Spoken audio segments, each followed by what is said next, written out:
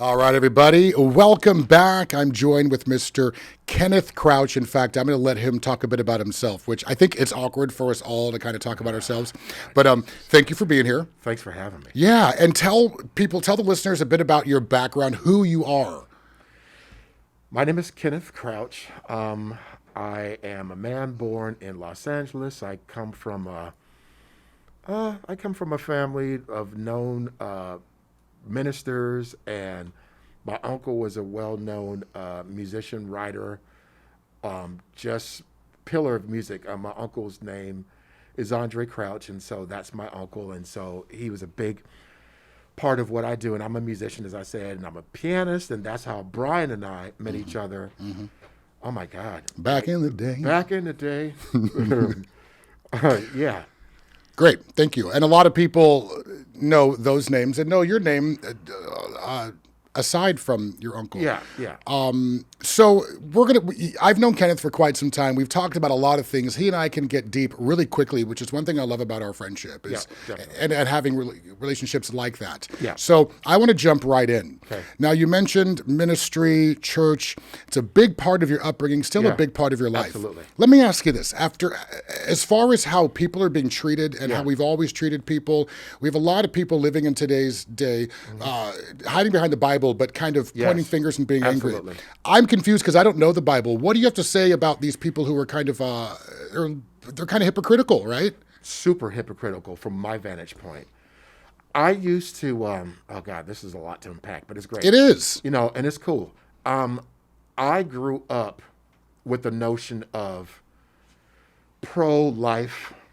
Not necessarily that I was against being pro-choice, but that was like the way to think. Mm-hmm. And then once I started to get older and just started to understand things for myself, I just started to see things differently. So let me just go back. Mm-hmm. I grew up not only in a black church, but I grew up in a white church too. So that was like really crazy. So I grew up, my granddaddy was a bishop in the Church of God in Christ. So that's like, I wouldn't call it black evangelical because evangelical is just like a weird. It's another level, right? It's like when I think of evangelical, I think of more so like white, like Jimmy Swaggart and like Kenneth Copeland and stuff like that. Extreme. Yeah. But my uncle, Andre, was really loved. I mean, he would, by the evangelical movement. I remember watching some stuff just recently, like where he would play like a Billy Graham crusades and stuff like that. And so my uncle he played the game, but he was also very, he was almost like a pioneer, as a matter of speaking. It's like it was a black, he had an interracial band, and this is what, in the 70s? Yeah, this was in the 70s. Got it. Well, yeah, but actually it started he started off like in the 50s. So he had Billy Preston in his group, and he did like all kind of stuff. All that to say this, I grew up in a black church, but I also grew up in a white church. And it's really crazy because it's like hold on. What does that mean, that you went to two different services, or the church itself is blended? No. So, oh God. So that's really crazy. So like from the time I was born until junior high, we grew up in the black church, my granddaddy's church. And then we went over to the white church, and that was just like a whole thing in and of itself. And I see. But going from from the pendulum swinging from like east to west. Mm-hmm.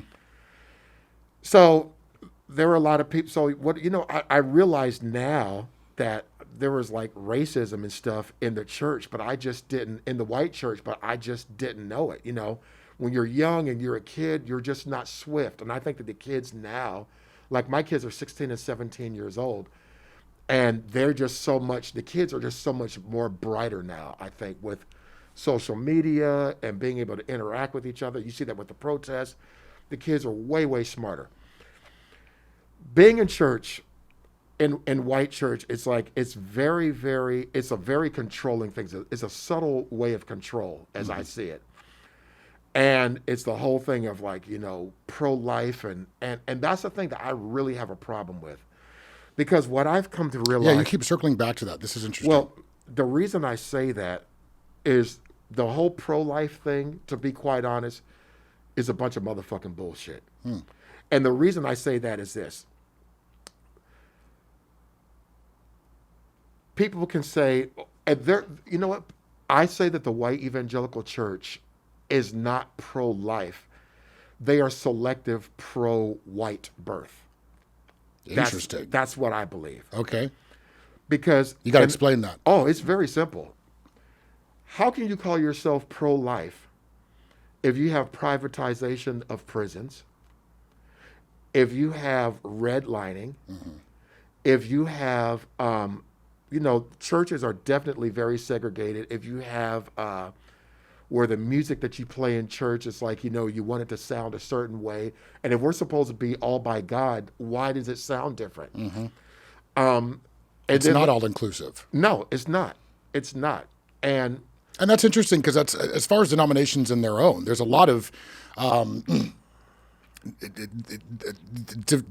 what's the word I'm looking for? Like, Division. Like different sects. Right.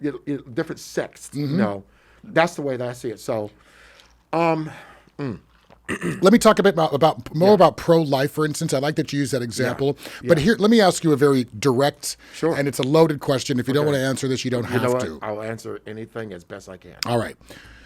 Do you believe that in your experience in church that you were taught to judge others or to, right? Is there judgment that is underlining within the words that you heard or were taught? Sure, absolutely. And how does that relate to today, right? Well, and racism? Okay, you know what? Okay, so you and I talked the other day, and one thing that I don't really understand for me,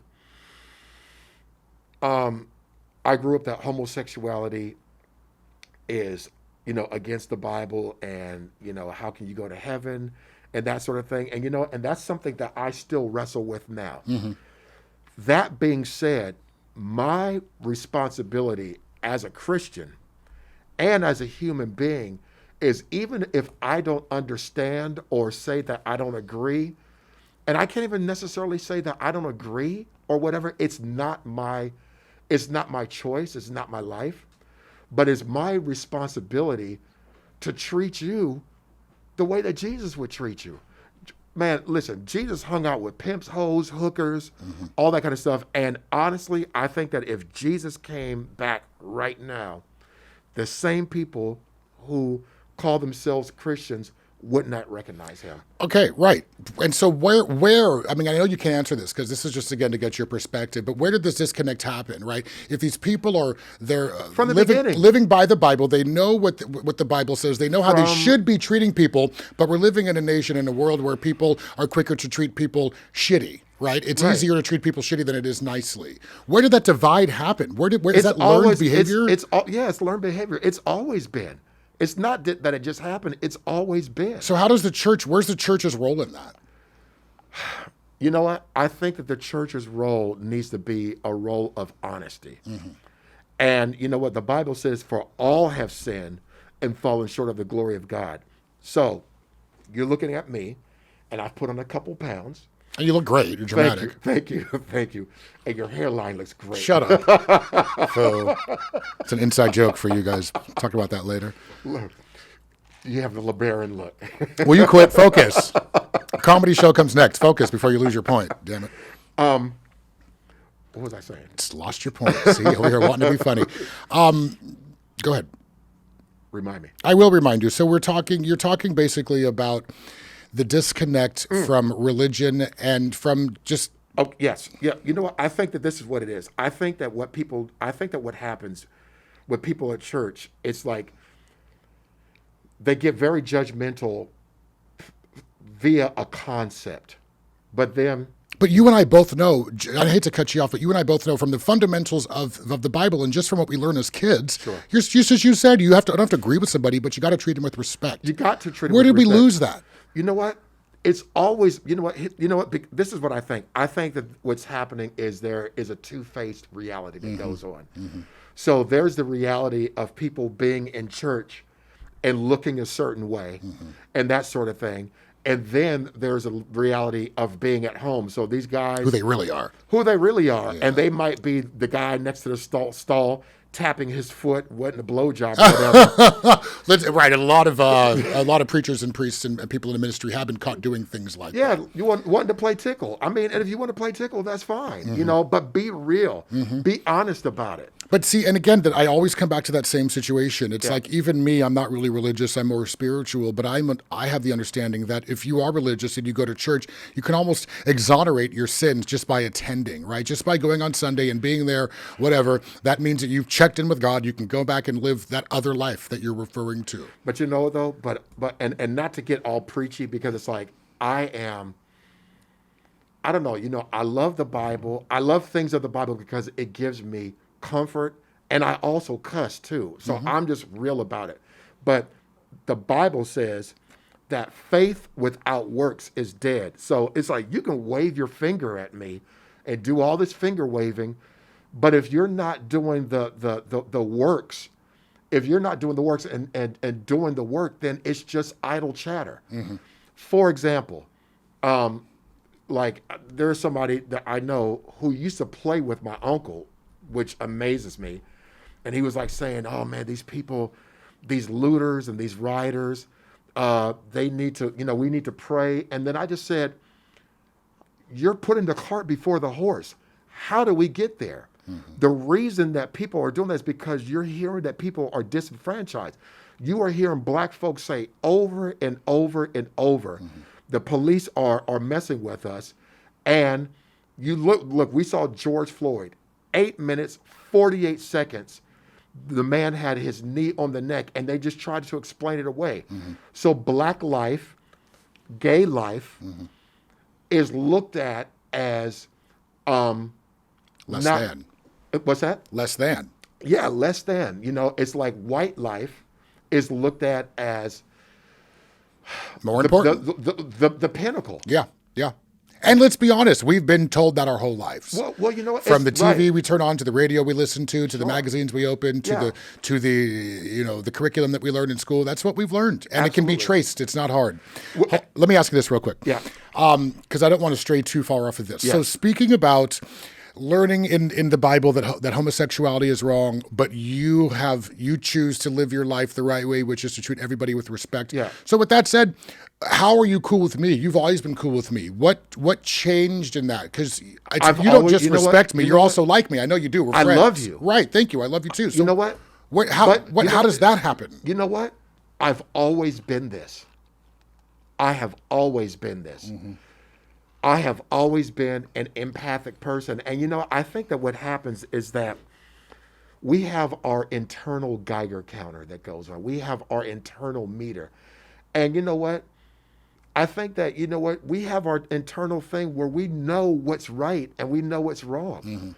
And we should. Go ahead. No, I mean, but like for me, it's like, okay, you're gay, I'm straight. You're black, I'm black, and it's like you're a man, I'm a man, and it's like, you know what? It's like we have so much in common. We're human. We have so much to talk about. We have so much to relate to. So my thing is, it's like what you do in your privacy has nothing to do with me. My thing is to respect you as a human being. And I have a saying that I tell myself. I say, thank God he is, and I'm not, because I have no idea what it's like to be God, and I don't have to be God or to be gay. To be God.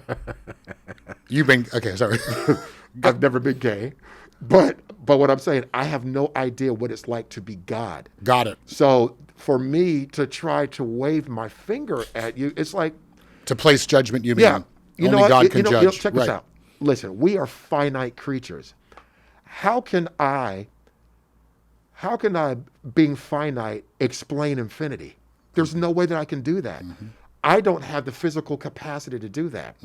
So if God made everything and there are things that I don't understand, how can I put judgment on that?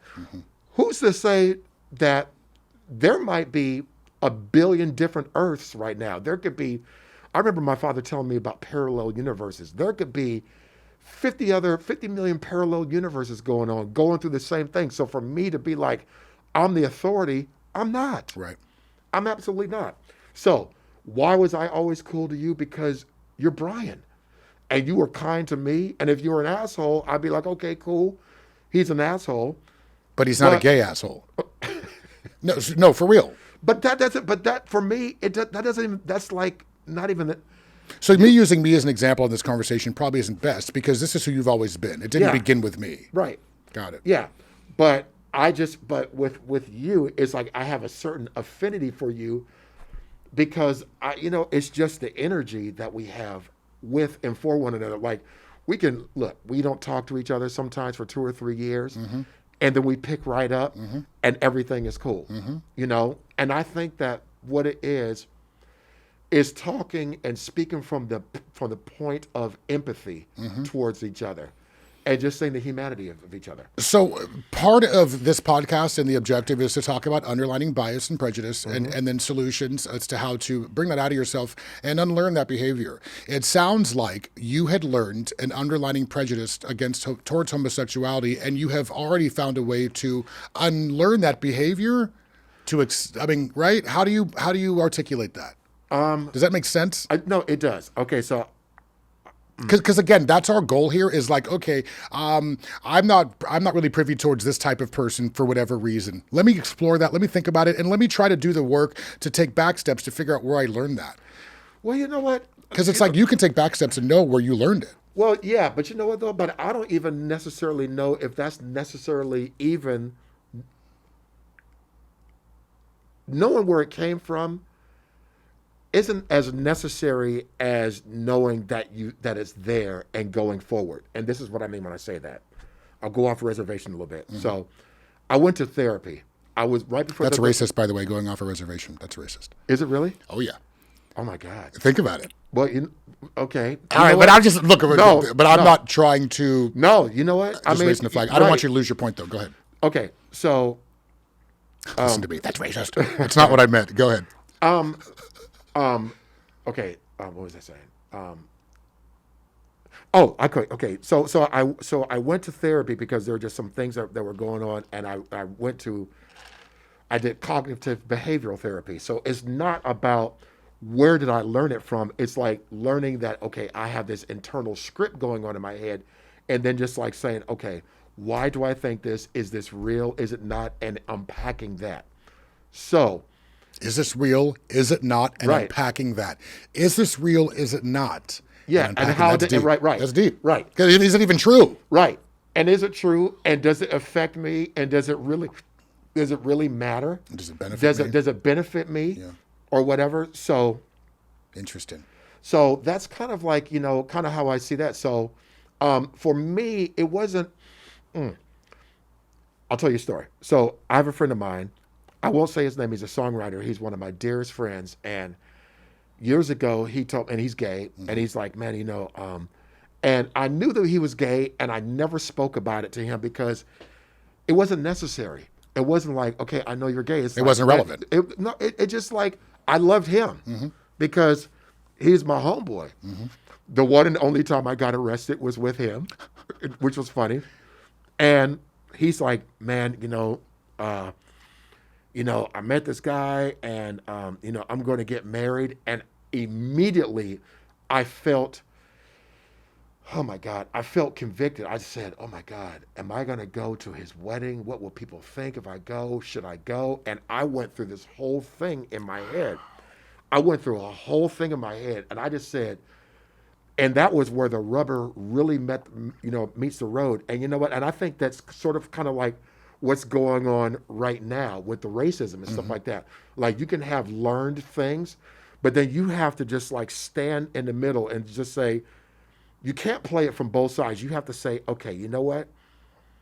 Okay, I know that this is something that I've heard for so many years, but then I'm looking at this from a practical aspect. It's like, where do I stand? Where is it that I stand? Because the Bible says, be ye hot or cold, lest I spew you out of the mouth. So it's like either you're one way or you're the other, and be steadfast in what it is where you are. So I love this example. Go on.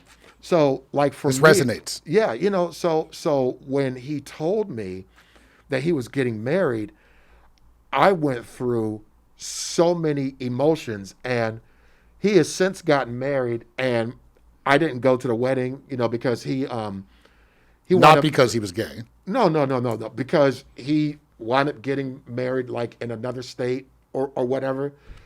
But whether or not he got married in another state, that didn't matter. It's like I feel like me going or not really didn't matter. It was like I was immediately convicted, and I had to do my work in myself. And it wasn't like something that just happened overnight. And I just said, I have 2 kids. And I said, what would I do if my son or my daughter told me that they were gay? How would I feel? And like for me, I wouldn't want that for them. I wouldn't want that for them because I'm like, man, it's a hard enough time to be black. It's hard enough to be gay. And it's hard to be black and gay. Not but. And that being said, I would absolutely love my kids if they told me they were gay, because You'd still worry, but yeah, of course I would worry. But the thing about it is like, reminds me of the conversation I had with my mom. Go on. Wow, would I shun them? No, because that would be me saying that my love for my children Is conditional. Is conditional, and there's no way that I could do that. I love my babies. You know what? It's like, it's this shit hurts my heart when I see this. It's like, why can't people just see the humanity in people? That's all it is. It's like, even if you know what? I'll tell you, traveling, and I'm so grateful. I'm sorry. No, I like it. This is what we want. You got a lot to share.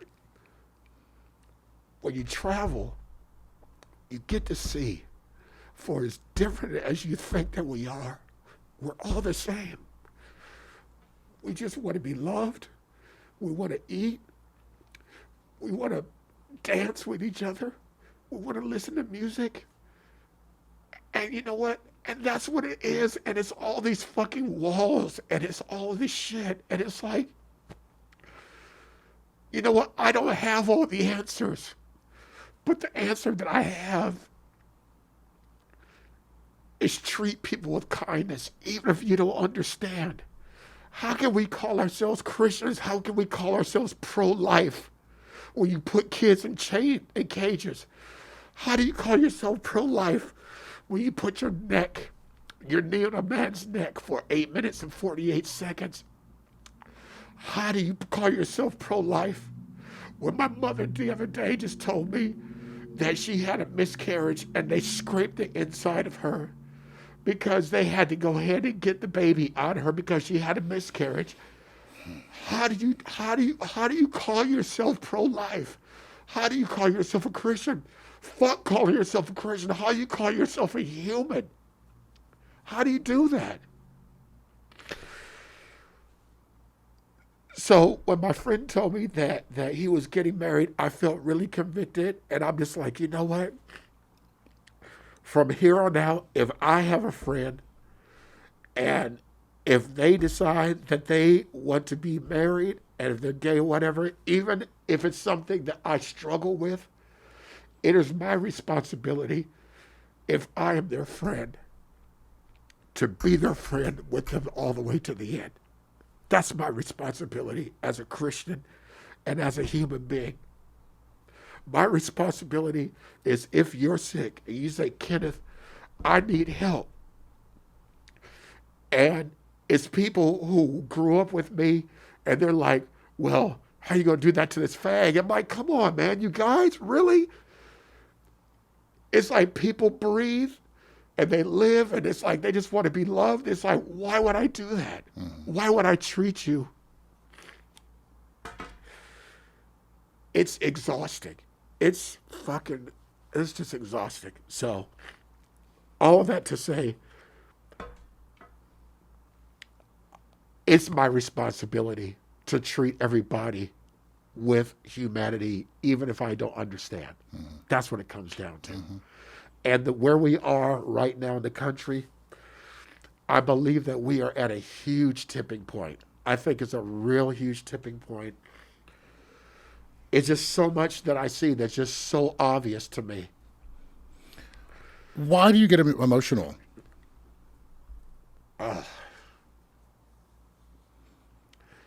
Is it part of? Is it because I feel like a lot of it has to do with just, as you said, we're tired. It's like it's the weight of it all starts to wear on you. It's the weight of it all. It's who I am. It's, right. A lot of it's who you are. Right. It's empathy. It's just like, you know what? We don't all have to like each other, but let's don't bullshit each other and try to say that shit isn't what it is.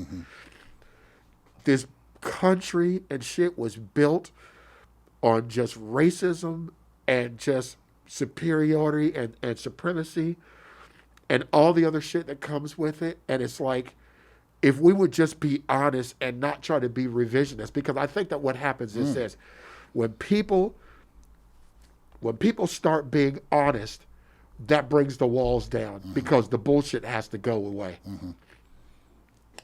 Let me pause real quick. Are you good, or do you want to take a break? I'm good. Okay, cool. Yeah. Because so much just came out of that moment, and thank you. I mean, obviously, thank you for being vulnerable. That's the whole point, and I think that if everybody was able to tap into their vulnerability and their emotion that easily, this process would be a lot easier for all of us. It's necessary, right? It is necessary. It's cathartic. It's also cathartic, but this is the work that needs to be done. And with that said, when you were talking about when you felt convicted, it sounds like the solution for you in that moment was the inner dialogue. Was that the goal? You know what? It wasn't even a goal.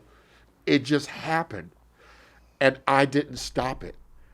And it wasn't like a thing that happened overnight, but it's like I just felt like I was slapped in the face. And I just said, how would he feel if I said, I won't go? It's like, would I lose my friend? Yeah. And that would have, we hear those stories every day. And you know what? It's hard to process, fathom, or even to even talk about. And you know what? And I think that a lot of times what goes on in America is people are enthralled with a concept, but when it comes to real life, that's a completely different thing.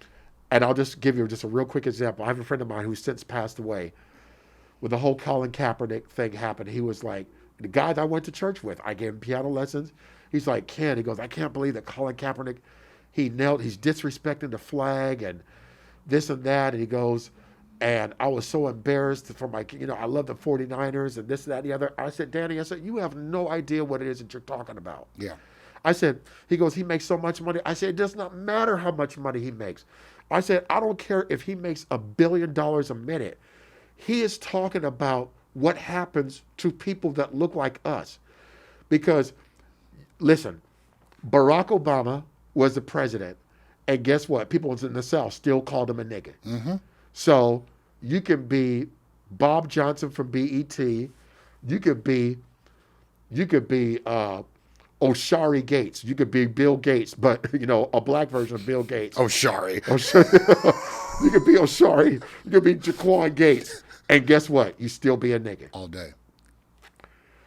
So I told him, I said, you know what? I said, you're looking at it through the lens of how you want to look at it, but you have not walked in my shoes, and you have no idea what it is to be black at all. And so what happens is like people only talk from, what was it that Bruce Lee said, that water seeks its own level, and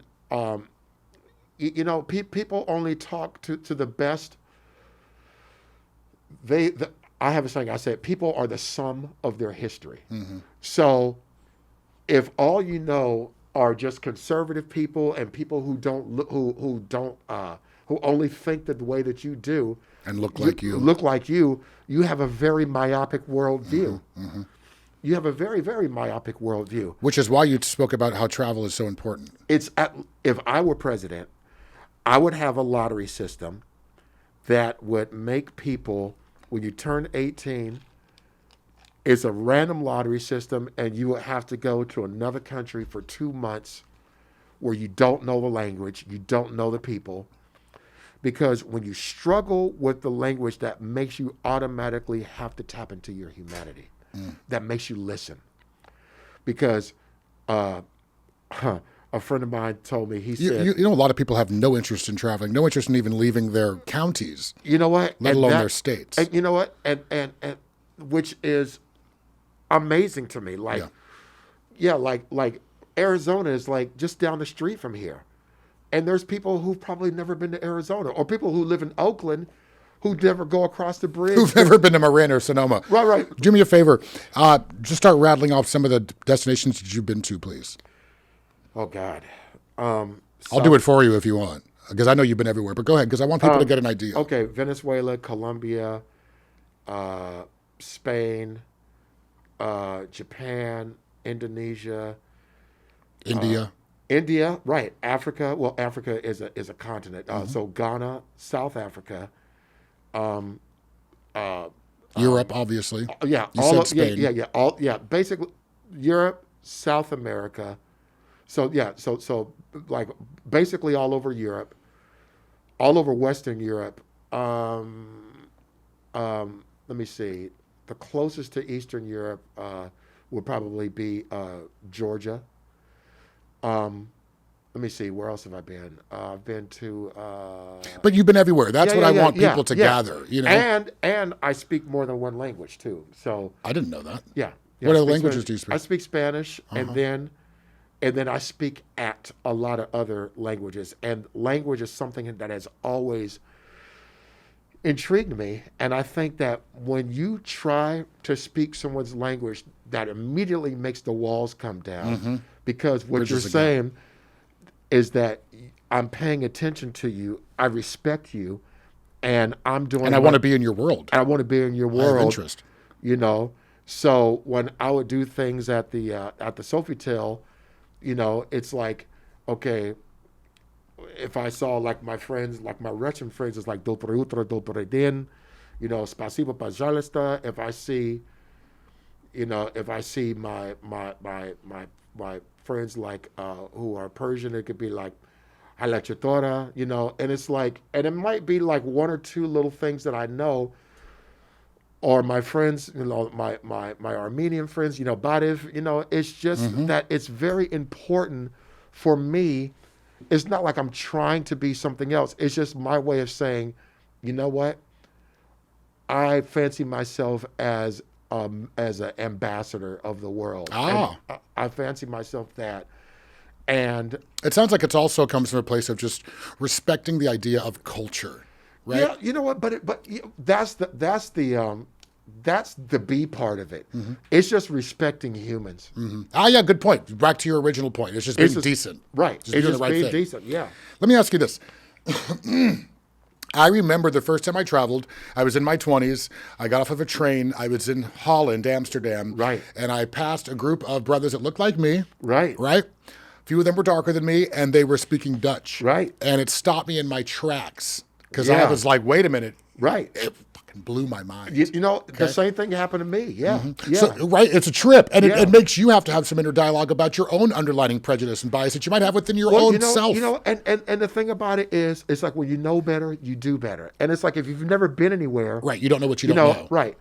Hold on, let me jump in, because this leads me to a question for you, which I inevitably want you to answer, which is, what did racism look like for you when you first started traveling? Like, did it change your definition of racism or how you knew it?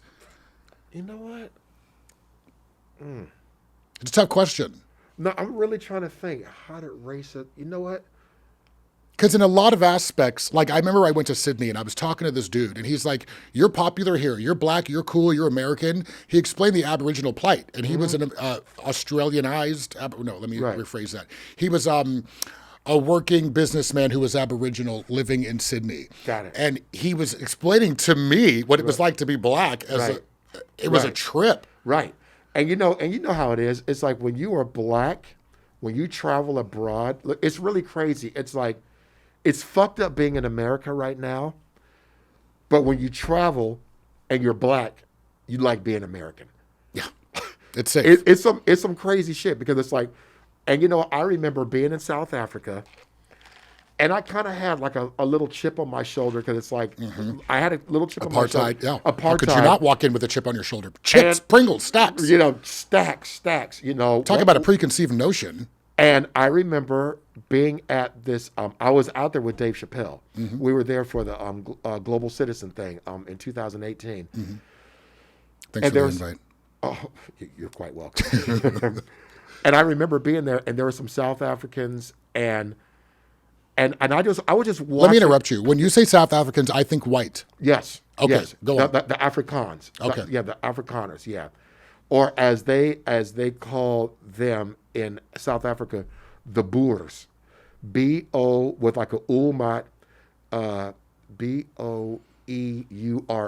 I believe that's how it's spelled. It's like got like that funky ulmat. Yeah. Like where the U and the E and the O are like connected together. So the Boers are kind of, some of them are kind of like the rednecks of, oh yeah, it's some shit. Yeah.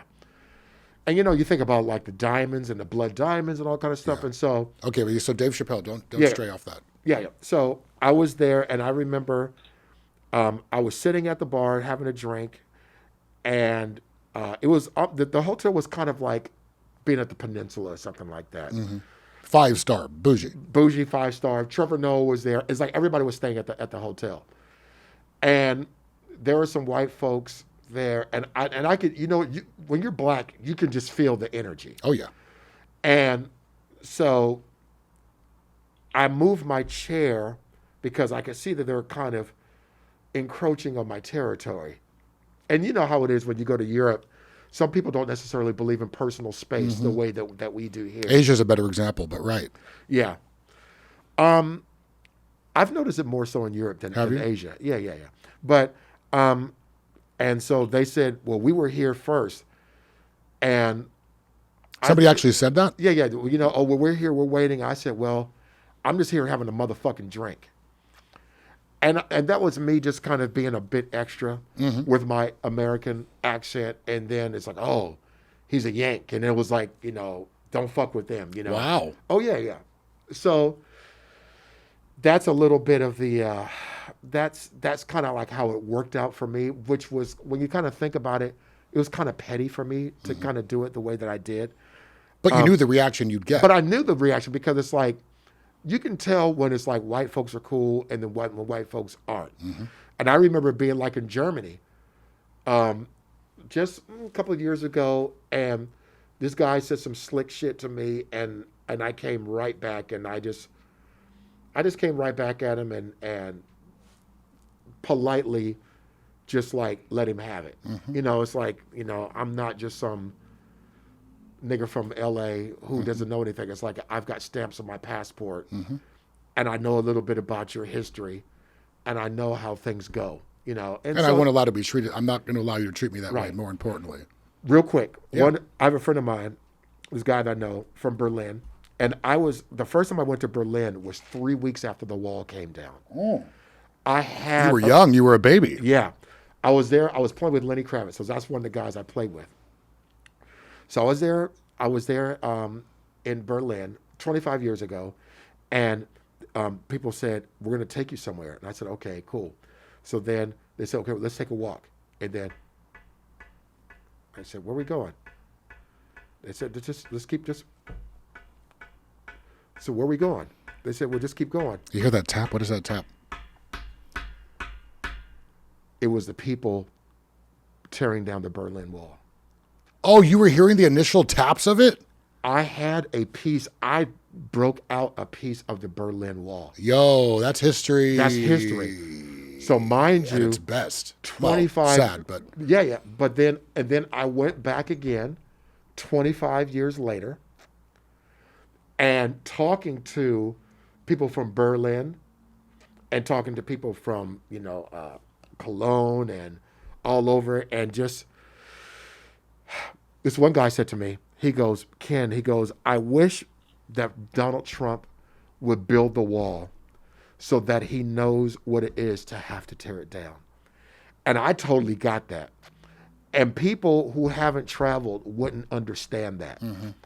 But when he said that, I totally got that. Explain that. Very simple. Like this whole thing of we're going to build a wall, we're going to keep the people from Mexico out, and we're going to do this, and we're going to do that. It's like these people, these are our allies. We're on their land. Man, come on now. Call it what it is. California? New Mexico? Yo, get your life. Arizona? Come on, get your whole Tejas? Come on, man. So Another conversation. No, but It's fucking bizarre. Go ahead. it's super bizarre. But he said to me, he goes, I wish that he would build it so that he would tear it down. And it's like I said, I totally get it. The reason that I understood it is here it is, he and I, white guy from Germany, black guy from the United States, and our thing that we had, our common bond, we're both musicians, we're both pianists, and we're just having a conversation, and we're just talking. It's like it's politics, but it's just humanity. And when you're a musician, I think most times, I mean, there are some idiot musicians out there, like Ted Nugent, but we won't call him by name. I think you just did. Out of all the idiot musicians, go ahead. Yeah, he's an interesting character. I think he's also a sign of his generation, which is another conversation. You know what, I don't though? want to give excuses away to people, No, to but you know elders. what, though, but it could be generation. But you know though, but that's not a good enough. That's not. I agree. It's not a good. It's not an excuse. That's not good enough. It's not an excuse, You got to come better than that. right? Because the answer to that would be Bernie Sanders, right? Who's somebody who got it at a young gets age, it? right? Who gets right. it? Let's go ahead and take a break real quick. Good enough. And we are back. We enjoyed our break. Thank you for being so patient. So, Kenneth, again, thank you for being here. We've covered a lot. We're going to jump right back in. Yeah. Are you from Southern California? Born, bred, and fed. Born, bred, and fed. What do you have to say to having this kind of California mentality that we're like fruits and nuts, or we're hippies, or we tend to have a progressive approach? Do you agree with that idea? And B, does that fall in line with you? Yeah. Yeah. Straight up. Straight up. Yeah. Cali's where it's at. I mean, You know what? But when you think about like the like the coast, you know, California, New York, it's just like it's just some real creative shit. Super creative. it's interesting being gay and being a man of color. You know, I've been working in news media for quite some time now, and other opportunities have presented themselves in other parts of the nation. And it doesn't matter how big the opportunity is as far as money is concerned. I don't want to live in the South. I don't trust that I would have a quality of life. Yeah. That's what I've known here in California. Right. You know, Yeah. white privilege. Those are two words that keep floating around, and I have a lot of white folks in my life, a lot of different colors of everybody, but a lot of white people are having trouble understanding the definition of, the concept behind white privilege. What do you have to say to that? Read history books. I mean, it's like, I think that once people start being honest about the history, then the whole thing with the privilege is like it has to be dealt with, and it's just thrown out the window. It's interesting because I think that trying to explain to people, I was talking to my cousin who's white, and she's like, I just don't understand what it means. And I can tell from her response That she doesn't understand what it means. Well, but it's also offensive to her. It's offensive to a lot of people because they don't quite understand what it means. But them being offensive, that's part of their white privilege. That's a good point. It's a good example. Just by them being Just able by to be being offended. just by being offended. Yeah. It is textbook thing of white privilege. Yeah. I mean, I feel like it's for me to be able to distinguish between the two, or for me to be able to think of an example, it takes me 2.2 seconds. Or, I mean, you know what I mean? It's just like, there's infinite examples of the difference between the two. One that is not my favorite, but to me is so vivid, is this images floating around of this white kid who murdered two people, and he's sitting there handcuffed, and the cops are feeding him water, and they're kind of wiping off his brow, and they're treating him with a lot of respect. Right. And then some kid who was caught stealing a candy bar who has he's in a headlock. Right. Right? Yeah. I mean, it's all in those actions right there. And again, we tend to talk about isolated incidents often, and try to make them generalize them. What do you have to say to that? As far as we live in this nation, this time where people just generalize, you are this and you're that, and that's what you are. That's control. That's like when you're trying to like put your thing on somebody else. That's control, and that's people who are obviously not in control trying to control shit. Just the minions out in the street, but that's it's kind of what it is. As far as protests, I mean, you've seen protests. Have you ever actually gotten to protest? I never. You know what? So when Rodney King happened, I was actually playing with In Vogue at the time. Hashtag you're dating, now you're aging yourself. It doesn't matter. All right. You're listening to That's history. right. It's history. Hold on. To your love. Okay, so go ahead. So you were working. Yeah. And so, I didn't go, but I wasn't, but you also have to remember, it's like, that was what, 30 years ago or 20 years ago? I wasn't like socially vigilant like I am now. It's like, I've turned into my father. Interesting. How so? Or, or like my grandfather, it's like when you just see, let me see, how can when you can just see the consistency of things that they just do through life, and it's like, you don't have that when you're younger. Meaning what? Their sense of routine and how what their life entailed? That's all right. That's good. Let me ask you this. This is no, and I like that. Good. We can segue all over the place. And this is again. I want real, raw, organic. And that, if you get stuck on that question, then good. I'm stumping him. That's my goal today. Hold on, before you speak. No, because I have a question for you. This is a silly question, but I believe that this might have some relevancy to men of color, especially us living in California. And pardon me as I coin this phrase, but were you ever called to the streets? Was there a time in your life, 16, 17, when you could have gone a different direction, but you didn't? No. Really? No. I was always, luckily, I'll tell you, I lived in the valley. I didn't live like in the city. I lived in the valley. So like the black area, but in the You were suburban. Yeah. Which is a completely, back then it's not even. It's like had the LA vibe. Mm-hmm. It wasn't in the valley at all. So I never felt that. I never felt that whatsoever. Okay, and that's interesting because I grew up in a very white suburban area, and I remember kind of being in Sonoma County, about an hour north of the Golden Gate Bridge. Okay, you didn't know that? You thought I was from LA? No, I didn't. I knew that you weren't from LA, but I didn't know there was like. Yeah, I was from a very. My mother was very. She was actually very particular about how we were raised. Right?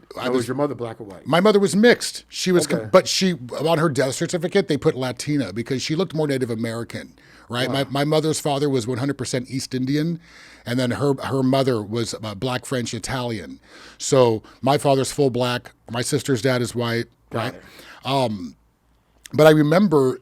As I had to kind of lead a double life growing up. So because I had to deal with my sexuality, Oh, wow. That was a monkey on my back. So as I had my friends and I was going from grade school to junior high and high school, and you're worried about your reputation and you want to make sure that you're protected. I had two sets of friends. So I had my straight friends who were kind of the gun-toting, drug-selling dudes, and then I had my quiet, hidden gay life on the weekends. But I remember, granted, I would never fall into that other direction because that's not part of who I am. But I remember my peers, I remember it vividly, where you could either stay in school, Right. not cut class, not leave the campus at lunch and go smoke weed, or you could. So I know for a lot of people, peer pressure and just the call of the streets is a silly way of putting it, but that temptation is there for a lot of people. Yeah. Yeah. All right, so let's wrap this up. Absolutely. All right, we're going to wrap this up. I'm really just grateful that you took the time to be here, and I want to get you back. I would absolutely love to come back. Okay, so sure. So that's a wrap with Kenneth Crouch. You're going to see him again, either Zoom or here on Do Your Part. We're back. No, it's good. This is going to be a little twofer right here. So when you call me or when you text me, like inviting me to come down and do the show, you had it says when on your iPhone it says, do you want to add this picture to your contact? But little do you know. Okay, so that was obviously the picture that's in your contact now. It looks like you just took that recently. Mm-hmm. But what we know is with the iPhone, you can assign a picture to the contact. Mm-hmm. So when you called me, I didn't update the contact because I have a picture of you. Uh-oh. I'm already nervous. And I'm also concerned to how this is going to turn into a question. Go ahead. Oh, no, this is going to be amazing. You're about to watch magic. All right.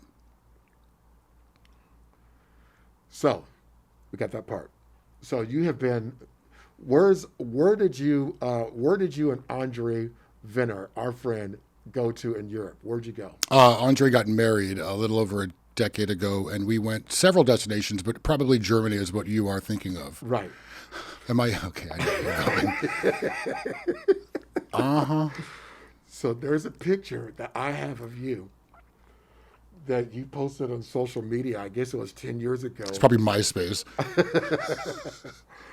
But you're jumping up in the air, and you're like in lederhosen. Mm-hmm. That's my signature. That's my signature. I love to travel. I love to take pictures. Man, okay.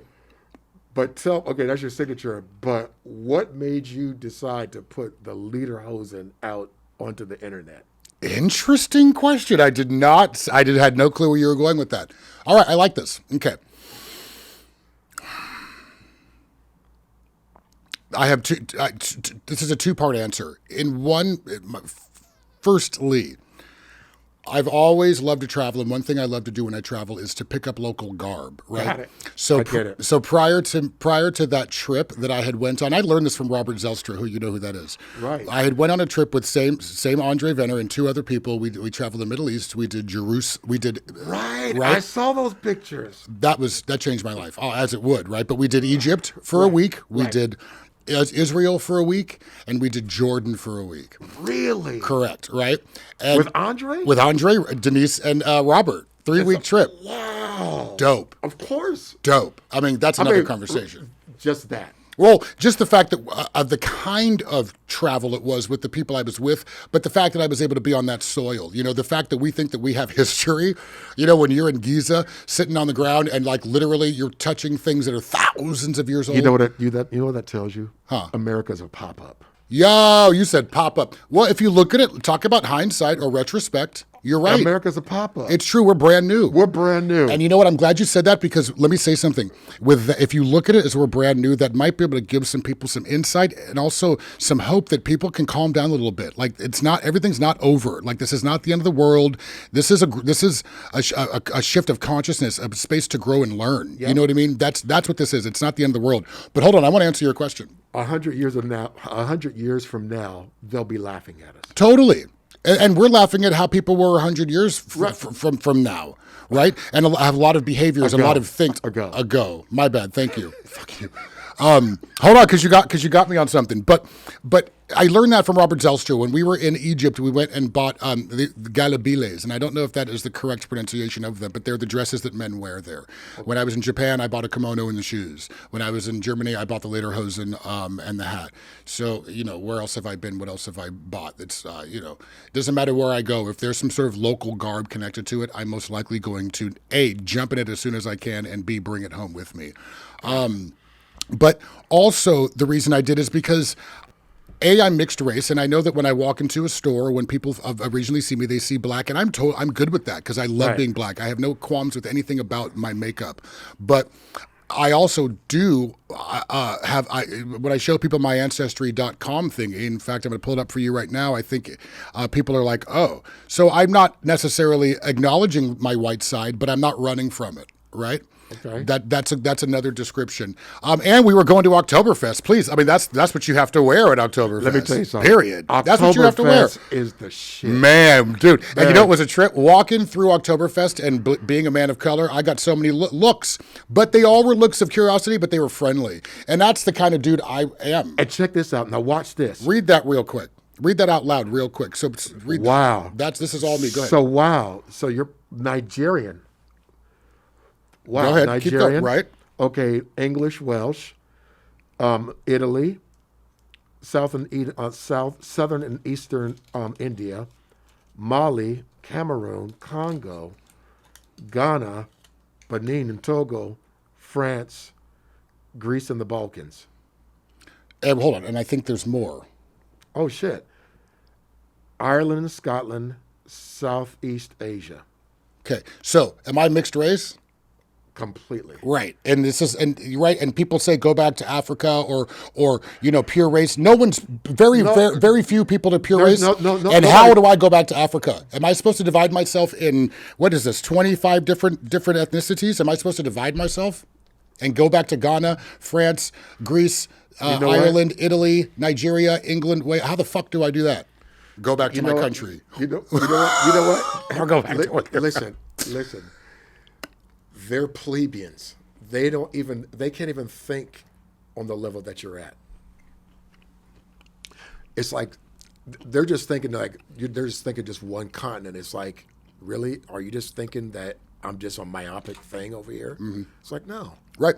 But A, you have to be that, and B, you have to want to seek that out to understand that. And I'm not saying that I'm better than anybody.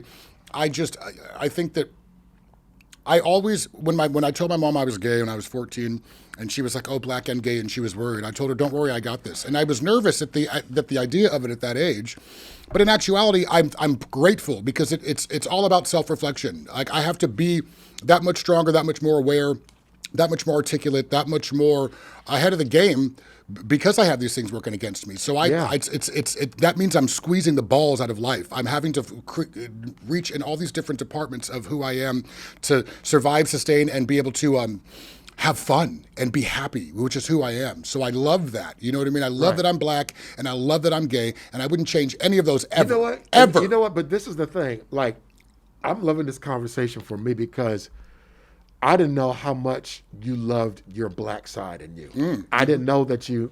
It's like we would kind of joke, but it's like all my black family calls me the white one. I don't give a shit. But I'm really seeing that it's like.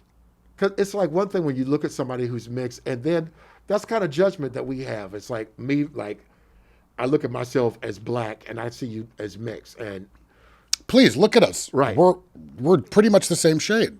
You're a little dark. Calm down. You can insert joke. Go ahead. Something high yellow. Let me just but that's what it beat is. you to the punch, dude. You look like a Cajun cowboy right now. Like a Cajun cowboy. Do. Thank you so much. You look like I'm a Go ahead. No, because I want to use the word pudgy, and then you're going to get offended. I'm not offended. You know what? I know I'm a little bit doughy right now. Doughy. Yeah. I still like the word pudgy. Okay, sure. Please, looking like with that Mandela hair, okay? You know what? Look at your lenses fogging up. That's what I love. These masks are so ridiculous. Y'all should see this. Big lines of fog. Fog lines. No, but come on. We could do this all day. Let's focus. I mean, I'm sorry that I had to rant on about me. I think a lot of the listeners have no clue who I am. I'm a 42-year-old, life-loving, my friends call me a black bougie hippie. So I fit all the, Dude, you're like an aristocratic hippie. I'll take it. You're like... Okay, let's do the most. It's like when you combine the two, you're just like, oh God, what would be the? What did you think when you first met me? Because you met me in a suit. Right. I just, you know what? You remind me of a choir director. Look, from a guy who has really only been in a church for weddings and funerals and a couple of services, I don't know what that looks like. Apparently, me. Absolutely, you. Not apparently. Absolutely. Go ahead, sister. But you know what, though? Am I doing it? No, but you know what? But your vibe is already that. Right. So yeah. Right. I get that. But since we've been talking, this, I guess it's the first time we've had a kind of conversation like this before. Mm-hmm. For sure. But you and I always seem to have close conversations to this. Yeah. It's never just how's the weather. Oh, never that. It's never topical. Right. Yeah. It's always because we can go there. Mm-hmm. Speaking of topical, you got these circles around your eyes, and there's this. I'm just fucking with you. Sorry. Then see now, look at me. I'm a bad host. What made you decide to do like the handlebar mustache? Well, crazy. You know what's crazy? What? Look closer. It's just a full beard. I'm just graying. No. Oh no. So no. It's just gray hair. Really? Yeah. Take a closer look. So I thought that I was like, okay, he dyed that right there. No, that's natural. Wow. It's like a natural. I mean, don't get me wrong. Like for when I'm on air, right? If I'm working, I do have like this beard mascara that I'll use sometimes. But for the most part, if you look at pictures of me, you're right. It looks like I have this big kind of wacky, kind of wild It looks West. like, Wild West / the Wilbur brothers. I don't know who they are. The guys who invented the airplane. Oh, gotcha. That's what your mustache looks like. Hey, look, for my whole life, people have been like, oh, you should trim your eyebrows, or oh, your gray makes you look old, or oh, yeah. I'm like, everybody can, you know what? Because I like I don't mind how I look. I like how I look. From my back hair to my little whatever. Like, I embrace all of it. Man. Sometimes I do like to shave my shoulders in the summer, though. You know what? That's something that's completely out of my realm because I'm not wolf like you. Right. That's all right. I don't mind being wolf. I love all of my wolfness. All right, enough about me unless you have another question for me. Ask me some other stuff.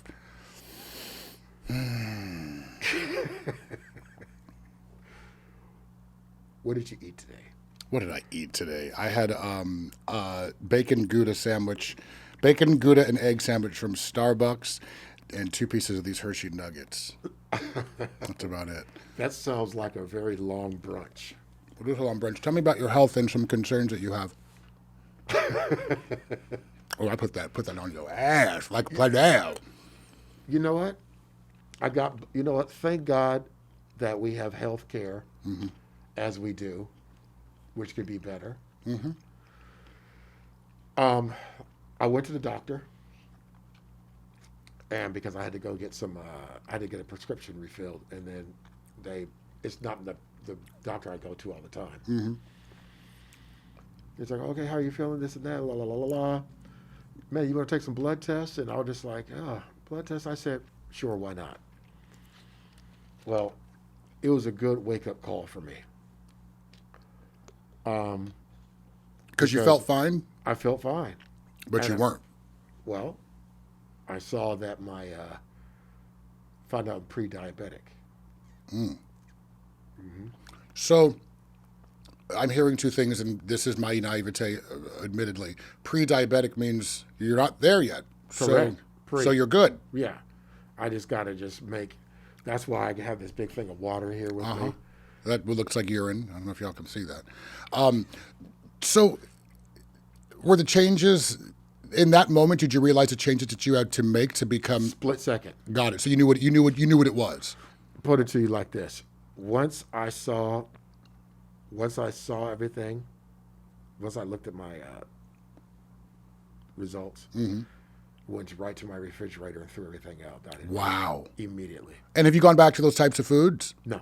Because here's the deal. I feel like if I was in your position, I feel like the best thing for me would be to at least earn those little things I used to love, or else it would just be like ripping a Band-Aid off, like quitting cold turkey. You know what? You say that until you see the number. Yeah. It's enough to scare you. It's so well, because it's like, it's one thing when it's a concept, but it's another thing when it's motherfucking real life. Yeah. Yeah. Or when it's happening to somebody else and then it happens to you. Well, when it happens to you. Yeah. Because it's like, once you learn how to be empathetic, then you can kind of gauge yourself when stuff like that happens. It's so funny how all of this stuff can correlate to things that are happening right now. And just back to our original conversation, which we don't have to focus on. That segue was amazing. But no, but for real. And again, we don't have to focus on it, but it's true, right? Yeah. Because it's like... It's humanity. People don't know until it really affects them. Exactly. And actually, I'm going to choose this moment to talk about a total segue to another far left turn. Growing up, I grew up around a lot of white folks, and a lot of these white folks were prejudiced. They accepted me, but I could tell just from jiggity jump that they were prejudiced, right? Not racist necessarily, but prejudiced. The irony is that a lot of... They accepted you or they tolerated you? Well, that's the answer is both, depending on who it was. Okay. I had some people who were open arms to me and some people that just tolerated me. Okay. But what I find interesting was that these said people, a lot of them, their children, my friends had children of color, right? Mm-hmm. Specifically black. Mm-hmm. And then that's when these original parents, now it affects them. Right. Right.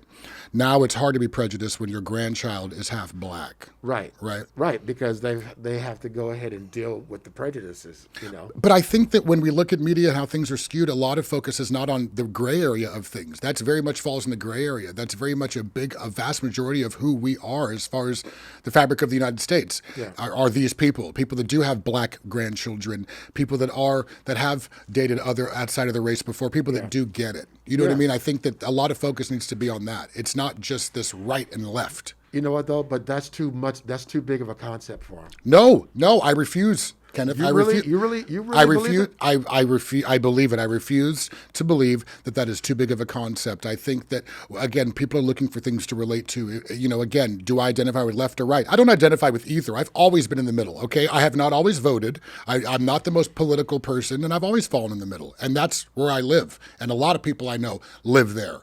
People I want to identify with the right or left, A, because they now have a sense of belonging to a group, but B, they can lump in a lot of their said opinions attached to other people's voices. At the end of the day, not all of us are right or left. At the end of the day, most of us fall right in the middle, and you know it. Mm-hmm. You know what I mean? And that's, again, where I do think a lot of the focus, needs to be on. Go ahead. But the thing about it, but here's the thing. We're in a civil war right now, so you're finding tribalism. They're not really thinking about that right now. They're not. Well, let me ask you this. I've never lived in a civil war, but I can tell you this much. While let me tell you this. While there's a civil war happening, there's other life going on. There's other things going on. There's other people that obviously oppose it, but other people who fall in the middle. Right? Yeah. Period. However you sum it up, there's always going to be people who don't necessarily identify with one way or another. I get it. Or a little bit or a lot of it, or somewhere in the middle. Right. I hear you. But I think that that question right now you won't get an answer. I don't think that people are even collectively astute or in a vibe enough to go ahead and really think from that concept. What do you have to say to, you and I are both from a generation and from an era where speak when you're spoken to, and assholes are like opinions, and you don't discuss politics or religion, a lot of those things, right? It seems like a lot of those ideas have fallen to the wayside.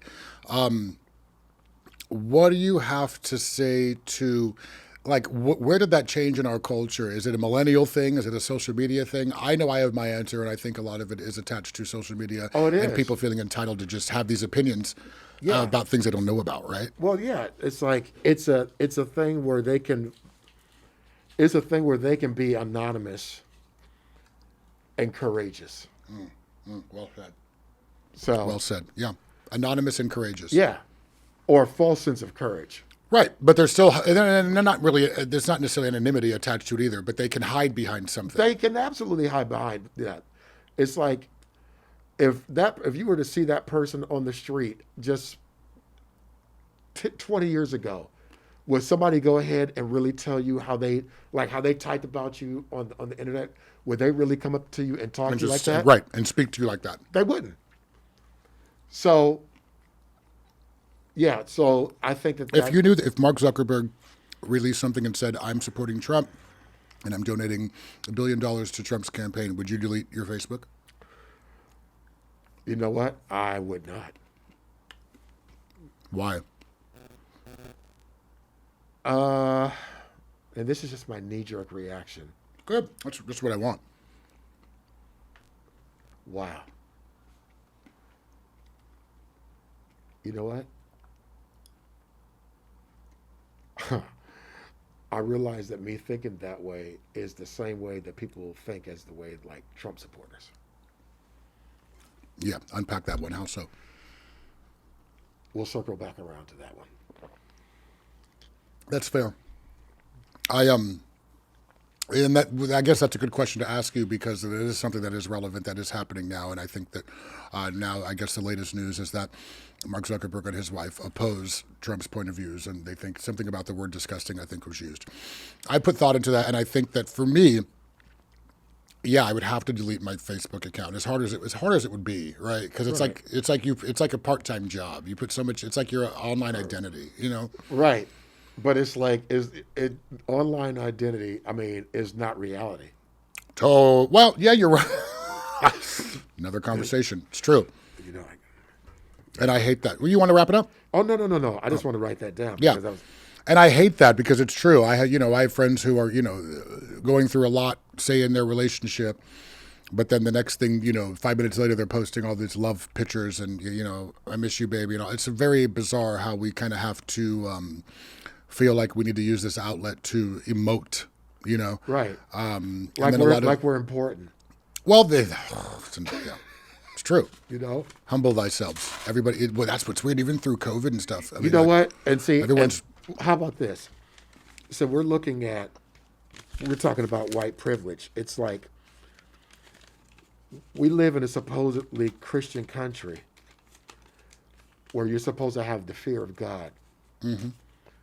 But because of white privilege, there is no fear whatsoever. And you know how they're showing that there's like no fear and no respect? How? I don't have to wear my mask. I don't have to do this. That's so weird. I don't have to do that. So, which goes back to my thing when I was saying I didn't believe in being pro-life because that is hypocrisy. Mm-hmm. Are you pro-life, but then you want to go ahead and put people in prison? Are you pro-life that you put kids in the cages? Are you pro-life, but then if you're sick, you don't care about getting sick because you don't want to wear a mask? Mm-hmm. How can you be pro-life when you don't wear a mask? Mm-hmm. That makes no sense. Right. Pro-life is not just abortion. No, let's just say it's not just. Well, it's not the hospital.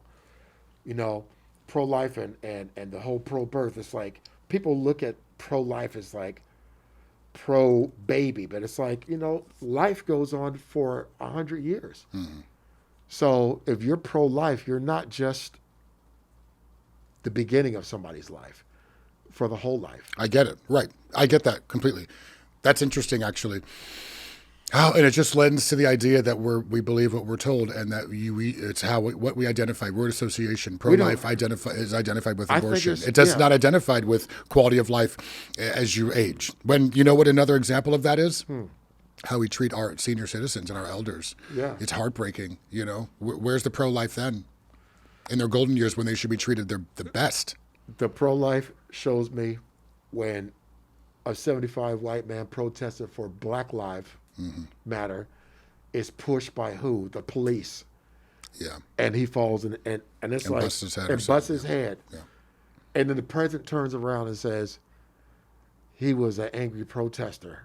75 years old, Donald Trump. Come on, man, you know better than that. Right. I think Donald Trump is a 75-year-old angry protester, probably. I don't know. How old is he? 70,000. 70,000. No, he's seven. I think he's maybe he's not a protester, but he's definitely angry. You know what I mean? He is protesting. He's putting the protests into. He wants 4 more years. He's trying to put dissension amongst the ranks, and that's the protest that he's going ahead. Oh yeah, okay, I got it. Yeah. You know what I'm saying? I do.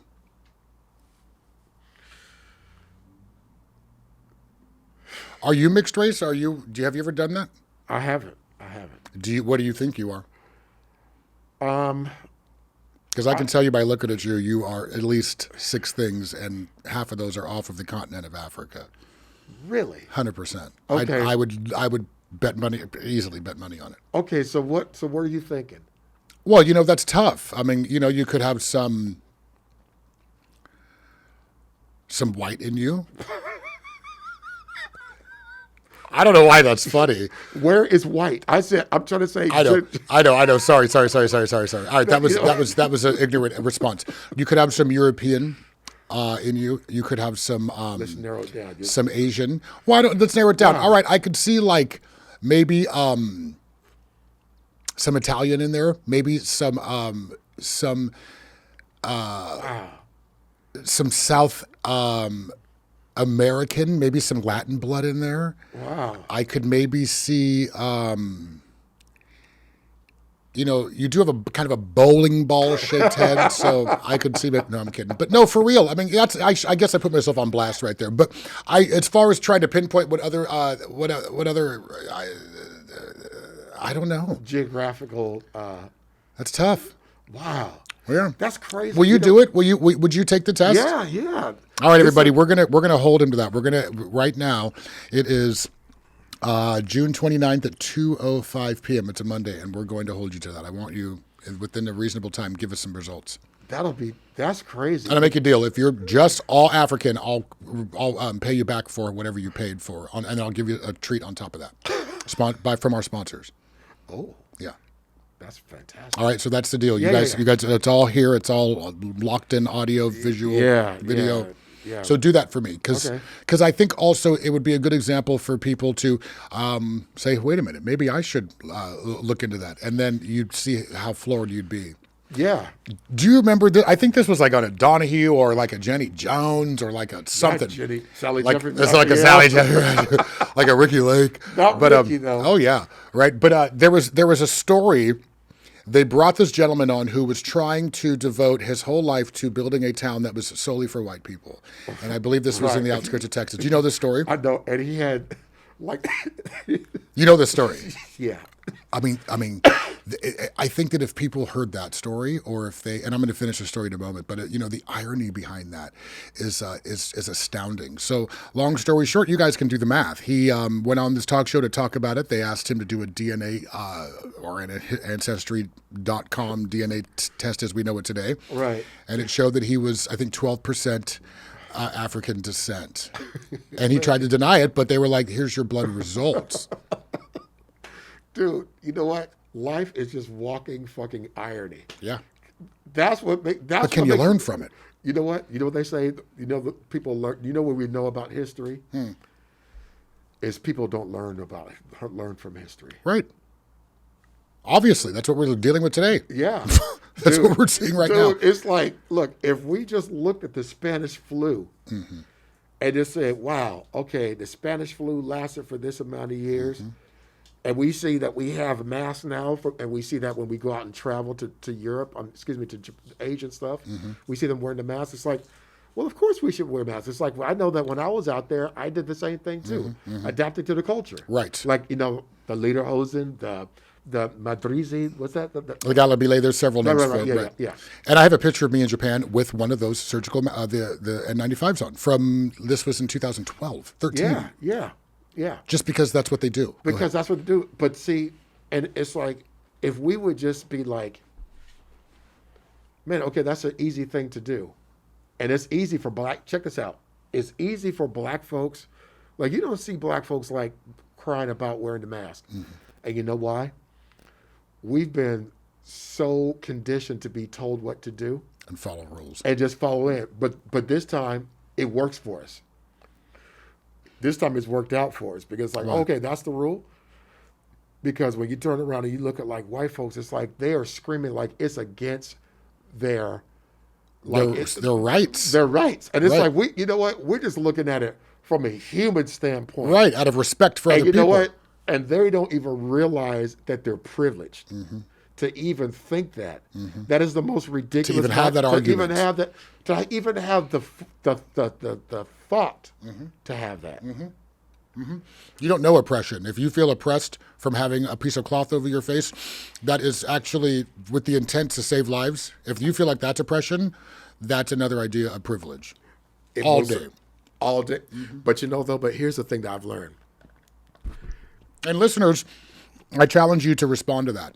Again, this whole the reason of this podcast is to create dialogue, inner dialogue, underlining bias, prejudice, trying to unravel it, figure it out, and understand where it comes from. So check this out.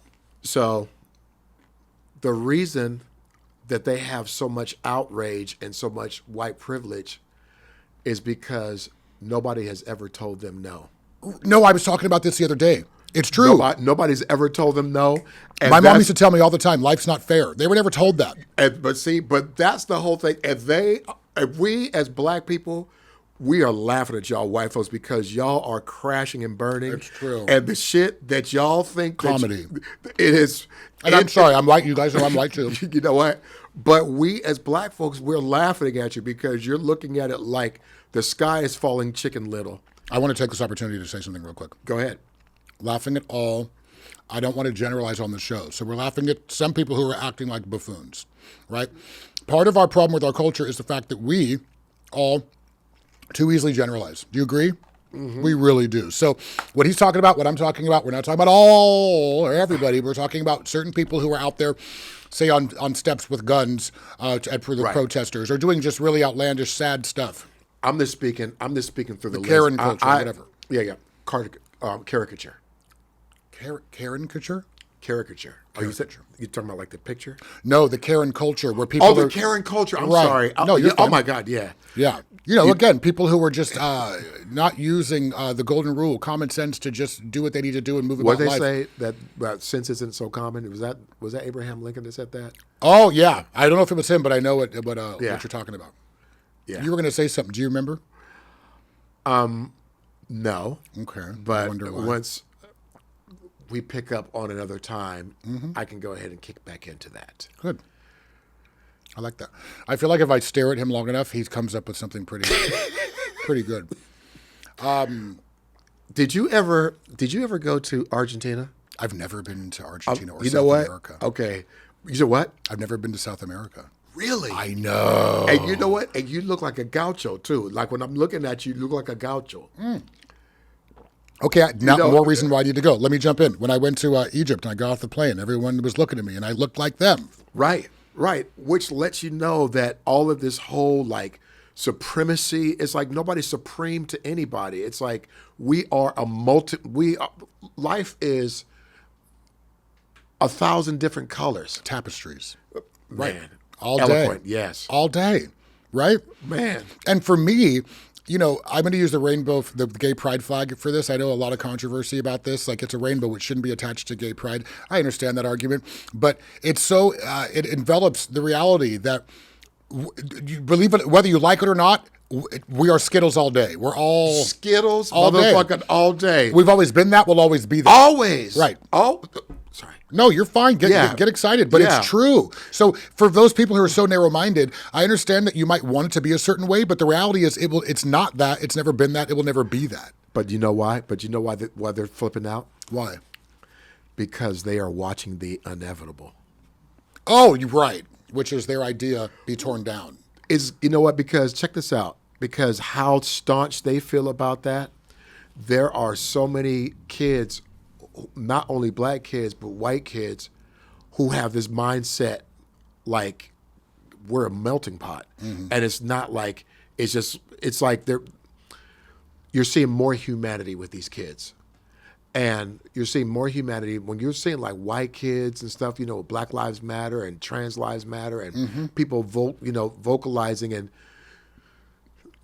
I was going to ask you about that earlier. That was one of my questions. Was it's actually, let me pull my notes back. It's I don't even need my notes for that. But what do you see for the future? And you have kids. I mean, you sound hopeful. Oh my God. You know what? My daughter just graduated. High school, and when I saw her graduation thing online, and it's like, that's crazy to watch your kid's graduation online. Mm-hmm. But then I thought about when she was born, and every time I see a baby, I'm like, you know what? That could be the one that makes everything better. Whoa. Right. So, deep. And I've always thought that. Mm-hmm. And then when I saw her at 17, I'm like, what they're going to see, we're not going to see it in our lifetime. Mm-hmm. We're not going to like we're the beginning of the story. Mm-hmm. But when you see what shit is going to be like 100 years from now, it's going to be crazy. Crazy good. So, oh my God, it's going to be great. Good, yeah. It's going to be great. Yeah. You know what? This had to happen. Mm-hmm. This had to happen. And so, okay, this might get kind of deep, but okay, if I was preaching, this is what somebody would say if you were preaching, is be like, I know that when I go to the doctor, to the eye doctor, and he sees that I have perfect vision, what's that number? 20/20. So we're at the beginning of the real vision right now. Ah, I see what you did right there. Look at it. See how proud he is right there. Look at it. Oh, no, because Here, should I come around and pat you on the back? Look at you. No, I'm kidding. But no, wow, that's a very a descriptive, very easy way to really put it, and that's what people need to hear. Yeah, 20/20. You know what? Because we're what we are. Listen, when you're seeing CNN, NBC, Fox, and everybody saying Juneteenth, that is, we are watching history. It's like Fox wouldn't be talking, last year they weren't talking about Juneteenth. They had no clue what it was. You know? And so what we're really seeing is that this is such a polarizing thing. It's so big that it's not even contained in America. It's now global. It's right. global. Yeah. 40,000 people. I am so glad that you're talking about this. 40,000 people in France, and 20,000 people in just let me see, where's that? France and London, right? You know, Sweden, Fighting for Black lives, but moreover, fighting for what's right. Right. Fighting for what's right. Right. And Black I'm glad lives you said that. is just Fighting for what's right. That's what we should call it. It's just what's right. For what's right. Yeah. Fight. You know, and maybe I sound like a hippie myself, but it's like I really do believe in the goodness of people. Me too. I do believe in the goodness of people, and I'm just like, and everybody has it in them. you know what? And that's the empathy, and that's why I feel, you know. But it's like, come on, you guys. It's like, look, we're gonna look at it in black and white. It's like, look, the first terrorist group in the United States was the police department. Right. I was going to say KKK, but right. Oh no, but the KKK came after. Came after, right? And people will say, well, Black Lives Matter is a terrorist group. It's like, well, by your definition. But let's take it around the world, because groups terrorizing people has since the dawn of time. This has been about. Yeah, right? But it's trying. And people trying to dominate other people. Exactly. Right. And again, if you know your history, if you practice some common sense, empathy will come next. That's how it works. Because once you start to see the humanity in everybody, and how we're all the fucking same. Sorry. It's really, really true. Yeah, some of us just want to do different work and place our energy in different places. I choose not to place my energy in angry things. You know what I mean? Yeah. That's what baffles me when I see these people that are angry and they spew hate. It's like, how do you consciously wake up every day and that's how you choose to use your energy? Like, you're gonna give yourself a fucking heart attack. But B, it's such a sad way to live. Mm-hmm. That I wouldn't call that quality of life. It's just getting by. Yeah. It's existing, and how is that really is that really the input you want to leave on the world? Is that your footprint, your thumb mark? Is that the legacy you want to leave? Is that you were filled with hate or with narrow-minded ideas? It's very interesting. You know what? That reminds me of a line in Shawshank Redemption. Love that movie. Go on. And when Morgan Freeman was talking about Tim Robbins, Andy Dufresne, and they were talking about. The old man who hung himself. Mm-hmm. You're right, because he got released after some right. sense. But then he was so institutionalized. Yeah. He didn't know how to get. But then, when Morgan was reading the letter from Tim Robbins, read from Andy Dufresne, they were talking about the old guy, and the guys always said, Andy Dufresne said, you know what? Get busy living or get busy dying. And we are dying right now. But I believe that it's on the upswing where people are going to start living. I like that. Get busy living or get busy dying. Yeah. What's the definition of get busy dying? Existing, fighting, living in the past. And what's the definition of living? Living is being in the moment. It's like you don't have time to put your foot on somebody's neck because you're just vibing out. You know what I'm saying? I do. You're not in front or behind. You're not in the future or the past. You're not worried or exactly or making yourself feel a certain emotion or bring a certain idea on. You're right where we are right now. You're not trying to control somebody else. And it's like when you or even yourself. Well, you know what? When you realize that we can't control people and trying to like dominate somebody like from a mental aspect or whatever like that, it's like then you realize that you can just relax. Yeah, right. You surrender. That's what the whole shit is. If people listen, if America surrendered, America would be amazing. Totally agreed. And if people surrendered globally, we could have this global consciousness that we could actually do vibrational synergy, energy. You know how energy works. You know how you walk into a room and if the energy is good or bad, you can change energy with your attitude and with your powers. I know as hippie as that sounds, can you imagine if globally all of us just shut up and got along? Vibrationally, what that would look like? How happy we'd be to leave the house? What work would look like? What our day-to-day would look like? Our relationships? Oh my God! You know what? What an idea! Wow. You know what it would look like? We get a snapshot of what it could look like. Right. I'm going to tell you what it was. Remember when COVID at first happened? Yeah. And everything really, really shut down? Mm-hmm.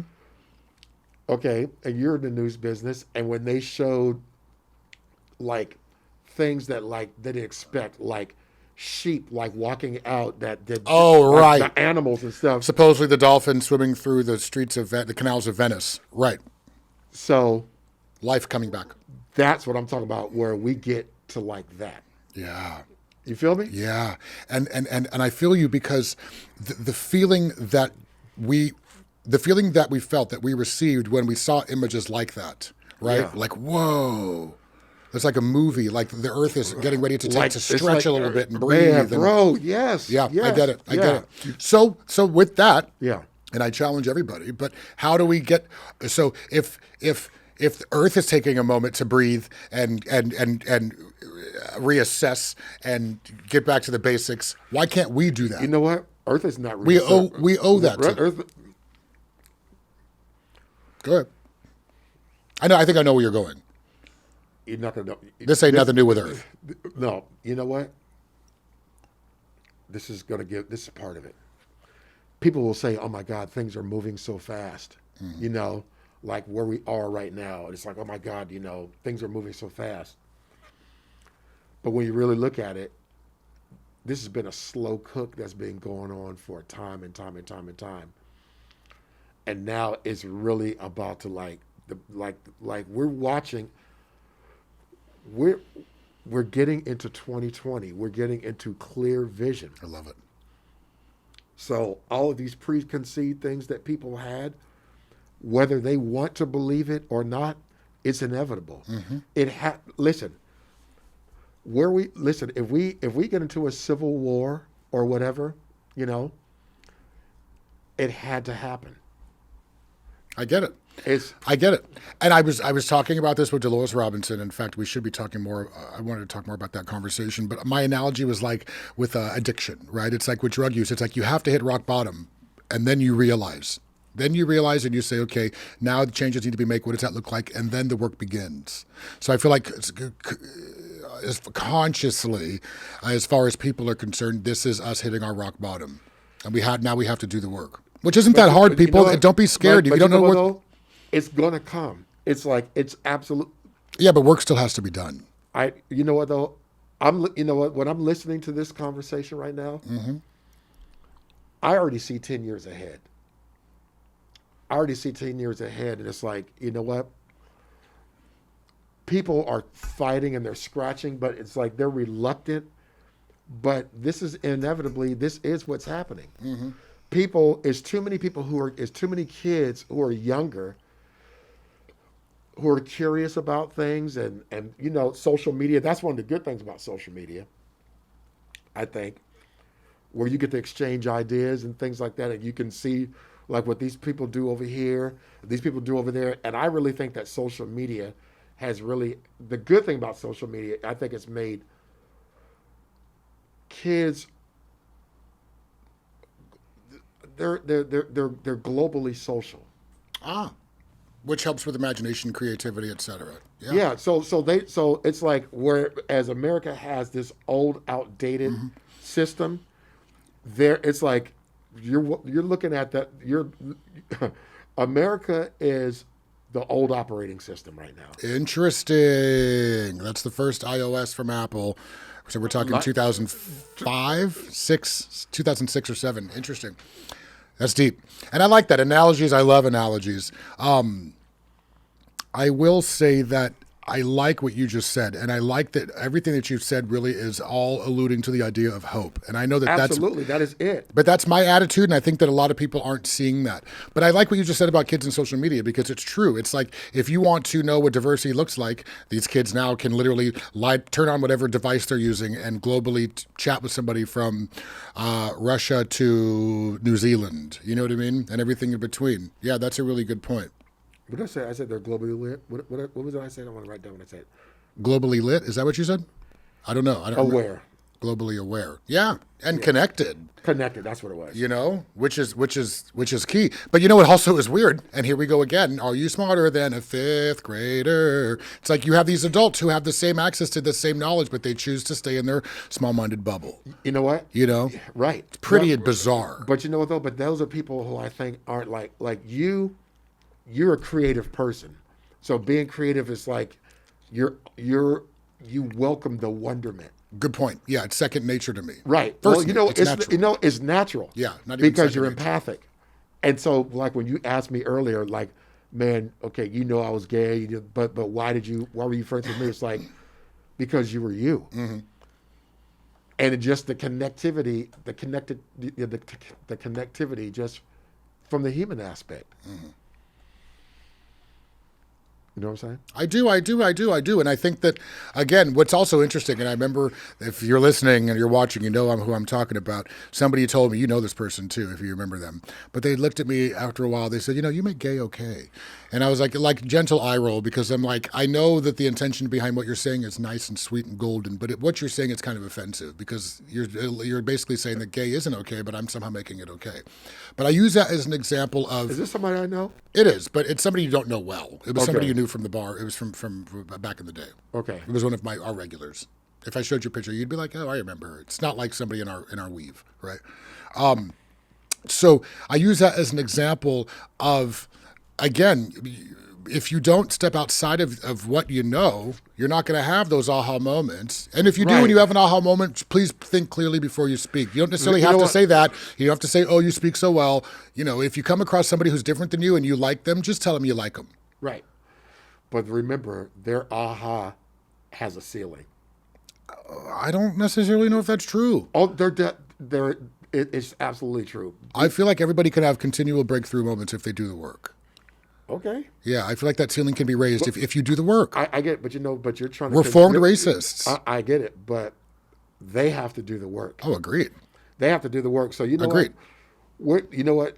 It's just like what I see right now. It's like we want to see it happen right now. We want to get back to normal. We want to get this. We want to get back. That won't be normal. If everybody does the work, that wouldn't be normal. But even okay, like we don't know like how long we're gonna be walking around with masks. It could be for the next 2 years. It could be for the rest of it. It could be forever.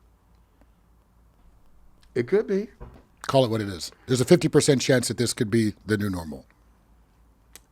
I don't think so. 50% chance. And I'm going to tell you why I don't think so. I don't give a shit. Just kidding. Go ahead. Wow, is this part of your acting reel right now? No, I just like this because you and I usually meet eye to eye, and in that moment, this is one of the first times we don't, and so I thought I would have fun with it. So go ahead. No, we're not meeting. How are we not meeting eye to eye?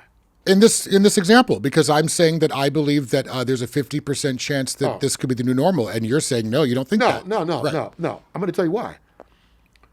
Just look at history.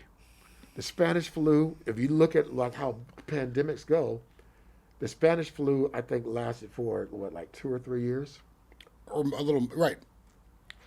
So if you I think it just was a look, little longer. no. Okay. So if you just look at, technology and stuff like that, I say this could be a couple of years. I like that. And again, there you are being hopeful, because I think I didn't consider that. If you look at technology, if you look at chemistry, if you look at where we are in the If world. you look at history, That's a good. man. All right, You I'll know give what? you that. History fucking repeats itself. I watch a lot of sci-fi movies, so that's probably why. And I really like your face mask. Get- But the reason I say that, I do, it's actually really sick. But the reason I say that is because in 2 parts. Okay. A, who knows what COVID-20 will look like or when that will be? And B, if we still all can't get on the same page to get this tied down, then who's to say that it could be 2 years, right? If none of us get on the same page. Check this out. That's all. I'm just all hypothetical. Watch this. It's going to happen whether we want it to or not, because it's like the people who don't do right, it's going to be. They'll be weeded out. That's what's happening right now. Yeah. So their privilege is cutting their life. You know what? Their privilege. Wow. Their privilege is their foot on their own neck. Interesting. And their foot on their neck is they're snubbing their nose, Spiting their nose for their own. and you know what? Yeah. And you know what? And guess what? When they're on the respirator, what do they say? I can't breathe. Interesting. Look at you. Oh, hashtag woke moments with Kenneth Crouch. Damn, I get it. That's some shit, though, right? And I do think that when things are really have validity, there is some sort of weird karmic correlation, just as that. You know what I mean? Yeah, you know Or what? we call it irony, whatever. You know what? Listen, it is life. Listen, you can't get away with shit. Yeah. You can't get away with it. It's like everybody has to pay. Everybody has to pay some way or another. Mm-hmm. Yeah, I learned later in life, but I learned nonetheless that karma is real. And Yeah. I've always done my best to be a good person, but now it's really important to be a good person because that shit'll bite you in your ass. Well, you know what? Well, check it out. You still got your history, so it's like you might have gotten aware down the line, but you still got to go ahead and pay that debt for the bullshit that you did from before that. Yeah. I learned in my late 20s that karma is real, and that if you don't do right by others, it's going to bite you. You want to be dumb to yourself, do you all day. But when you start projecting and reflecting in the wrong way on other people. But projecting is really people trying to control other people. When you're doing all that projecting, it's like my way is what it is. And it's like, you know what? Look, you be powerful over there, and I'll be powerful And over let me here. do me. You Yeah. know what? And once people do that, if we all did that, that would be like the energy that you were talking about, that you would be able to feel around the world, which would be, you would be able to, which I was saying, it would be like the animals that came out once everything calmed down, once everything got to its natural state. Serenity. Yeah. Peace. Yeah. Once it got to its natural state, in the state of slowing down. And when you saw how everything slowed down, what happened? It got back to its natural state. We watch things, we look at it like as wonderment. What we saw was life at its natural state. And there's so much to be said for that, and the idea of natural state and bringing things back to the basics. When you bring things back to a raw form, right? Yeah. Because we do live in a space and time where we're so complicated with all these distractions. It's like, what's the real deal? Well, you know what? Right? This is why people are freaking out right now, because they've been inside and they don't have all the synesthesia that they had before. Synesthesia. I've never heard that word. The tangible feeling. So they're like, they feel what they're feeling. They think that they're oppressed, but they're not. It's like you're taking care of life right now, but they're just so wrapped up in, it's my right. I don't have to do that. But it's like, Well, you know what that leads me to talk about, and I think you and I talked about this a little bit, and it's such a simple idea, and a lot of people have issues with it. It boils down to your ego. It's like, if you don't want to take your mask off, those are I moments and me moments. But if you cover your face up, that's for somebody else. That's you doing something outward, looking out for somebody else. If you really reduce it to that, there is a lot of right or wrong in that. Don't be. Isn't that what the Bible talks about too? It's like, don't be such a me person. It's not about you all the right. Period. It shouldn't be about you. Not all the time. Period. You know what? I know that you're not a big church guy, but I know that you know this Bible verse. Love thy neighbor. What? Oh, as thyself. And bring them some no, cookies. Love thy neighbor. No, love thy neighbor as thyself. I didn't know that. Really? No, but see, no. Well, really? Well, no. I wouldn't have been able to finish that sentence, obviously. But my version is the golden rule. That's how when my mother told me. It's the same thing, right? Yeah. Same thing. You treat people the way you want to be treated. That is exactly it. Right. Yeah. But you learn that at a young age. You know what? And I learned that in church. I learned that but I think the black folks, we have been being of the age and the stuff that we are, it's like we were just indoctrinated with this. You know? Yeah. That was indoctrination. You still make a choice. You think so? Apparently, because I think that everybody that's listening and everybody it's not that complicated. We learn at a young age that you treat people with respect. You learn the golden rule. You learn it in school or you learn it at home. And so, yeah, I do think at some point people they stop. They refuse. They forget it. And when do you think that stopped happening? Well, I think that's probably been just part of human behavior, right? So that's why that golden rule is positioned. It's to try to encourage you to just do the right thing. So I think that that's always been a conflict for people in general about trying to just keep a tight lip or treat people right. But again, I think as far as the sign of the times in my generation, I think a lot of it has to do with social media and the fact that, again, people now feel this A, sense of entitlement, but B, I might know a couple of ideas about this topic, therefore I can chime in. I think that, again, assholes are like opinions. Everybody should keep it to themselves. And that there's so much to be said for that. And we don't live in that culture anymore. Everybody wants to express their opinion. And people talk a lot about things they don't know about. They don't know jack shit about right. Because oh my God. Go ahead. Because they think that what they're saying, they think that they're adding to the conversation. Correct. And they think that, correct. And I don't want to insult people, but sometimes they think that they're being able to contribute, like you just said, and have some level of intellect and be acknowledged. Right. One of my favorites, and it's such a shitty example, and I don't want to use this example, but it was mind-blowing, was when a reporter was interviewing some Trump supporters, and the guy was like, well, it's 9/11, and why did Obama allow 9/11 to happen? Right. And I was just like, in that moment, I was like, you are so removed from what you're talking about that you should know. You shouldn't have a microphone in your face. The reporter should have found somebody else. But that's a culture we live in. People that are literally forming sentences and talking about, trying to make points of things that they have no clue about. And for them to say, what did Obama do in 9/11? Who was the president of 9/11? You and I both know George Bush, because we were right there. It was George Bush. So for these people to say... In his first term. Right. It's like